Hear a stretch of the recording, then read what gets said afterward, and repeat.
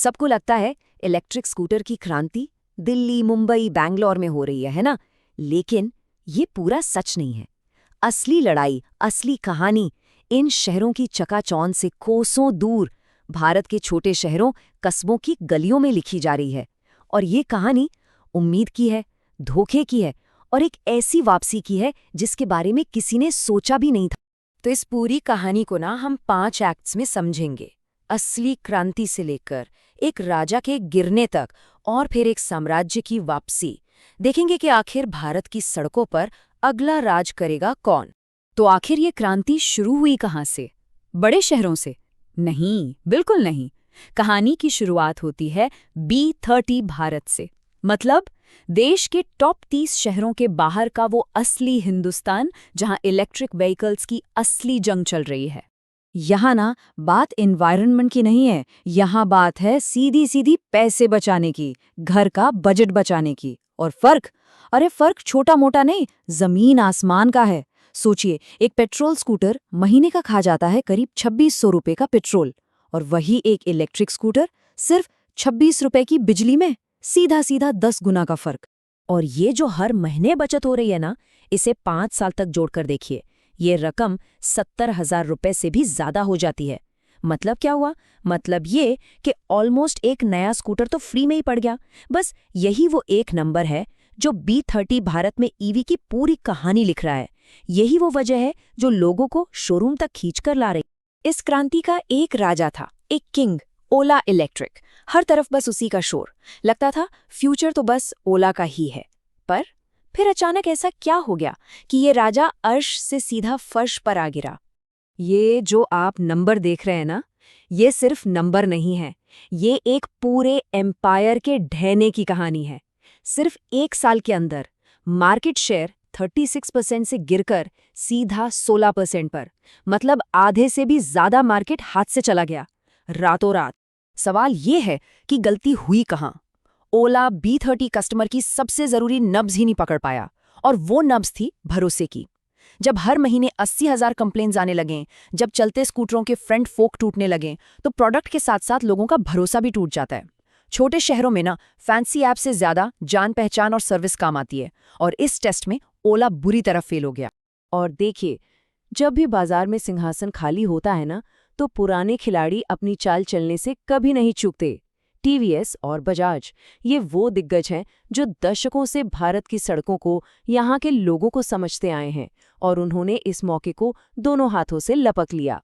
और बाजी पलटी भी तो कैसे? टीवीएस ने भरोसा और फैमिली पर फोकस किया और बन गया नंबर 1। बजाज ने अपनी मजबूत लोहे की बॉडी का वादा किया और सीधा नंबर 2 पर कब्जा कर लिया। यही तो चाहिए था B3 कस्टमर को, दिखावा नहीं, टिकाऊपन। ये एक लाइन है ना, ये इस पूरी लड़ाई का सार है कि B30 भारत के धूल भरे कस्बों में किसी सीईओ के ट्वीट से ज्यादा कीमत एक लोकल डीलर से हाथ मिलाने की होती है। आप अपनी प्रॉब्लम लेकर किसके पास जाओगे? एक ऐप के पास या एक जीते जागते इंसान के पास? बस यही वो छोटी सी बात थी जिसे पुराने ब्रांड्स जानते थे और नए स्टार्टअप्स शायद भूल गए। लेकिन रुकिए, कहानी सिर्फ कंपटीशन की नहीं है। पर्दे के पीछे एक और ही खेल चल रहा था, एक बहुत बड़ी सरकारी सफाई और सेफ्टी का वो बड़ा सवाल जिसने पूरी इंडस्ट्री की नींव हिलाकर रख दी। सरकार की एक स्कीम थी फेम 2। सिंपल फंडा था, मेड इन इंडिया गाड़ी बनाओ, सब्सिडी लो। लेकिन कई कंपनियों ने यहां खेल कर दिया।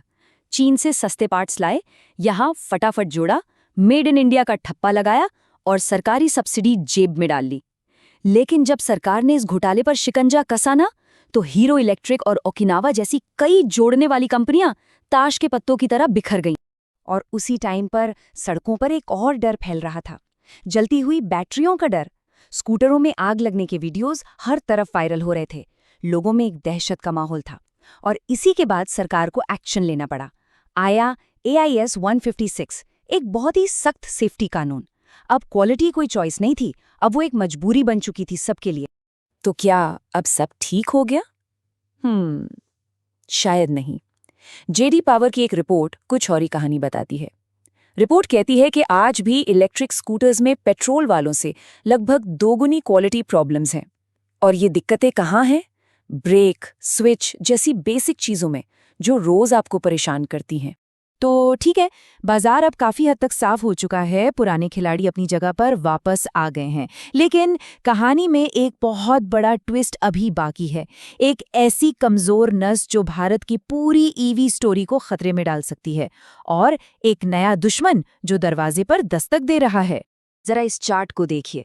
ये भारत के ईवी सपने की सबसे दुखती रग है। टारगेट था कि 2025 तक हम 50 गीगावाट घंटे की बैटरी कैपेसिटी देश में बना लेंगे। और असल में हुआ क्या? सिर्फ 1.4 गीगावाट घंटे। मतलब टारगेट का 3% भी नहीं। इसका सीधा सीधा मतलब ये है कि आज भी हमारी पूरी की पूरी ईवी इंडस्ट्री चीन से आने वाली बैटरी पर टिकी है। बस एक झटका और ये पूरा सपना टूट सकता है। और इसी एक कमजोरी का फायदा उठाने एक नया खिलाड़ी मैदान में आ रहा है, वियतनाम से विनफास्ट। और ये कोई छोटी मोटी कंपनी नहीं है। इनकी स्ट्रैटेजी देखिए कितनी स्मार्ट है। ये ओला वाली गलती नहीं कर रहे हैं। ये सीधे B30 मार्केट पर अटैक कर रहे हैं और स्कूटर बेचने से पहले डीलरशिप और सर्विस का नेटवर्क बना रहे हैं। मतलब साफ है, ये टीवीएस और बजाज को उन्हीं के घर में उन्हीं के तरीके से चैलेंज करने आए हैं। तो अब आखिरी सवाल। खेल के नियम अब पूरी तरह बदल चुके हैं। B30 कस्टमर ने यह साफ कर दिया है कि उसे फैंसी मार्केटिंग नहीं, सड़क पर दौड़ने वाला भरोसा चाहिए। अब एक तरफ है हमारी चीन पर बैटरी की डिपेंडेंसी और दूसरी तरफ दरवाजे पर खड़ा है एक नया स्मार्ट चैलेंजर। तो असली सवाल ये है कि 2030 तक भारत की सड़कों का असली बादशाह कौन बनेगा?